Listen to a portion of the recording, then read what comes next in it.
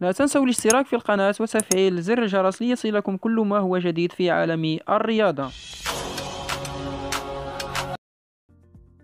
يلاقي فريق الوداد نظيره نادي السد القطري، وذلك لحساب الجولة الأولى من مرحلة المجموعات ضمن البطولة العربية للأندية. ويدخل فريق الوداد مسابقة كأس العرب تحضيرا للموسم القادم، وسيكون أمام مواجهة صعبة ضد نادي السد القطري. ويتواجد فريق الوداد في المجموعة الثانية إلى جانب نادي السد القطري وفريق الهلال السعودي، بالإضافة لنادي أهلي طرابلس الليبي.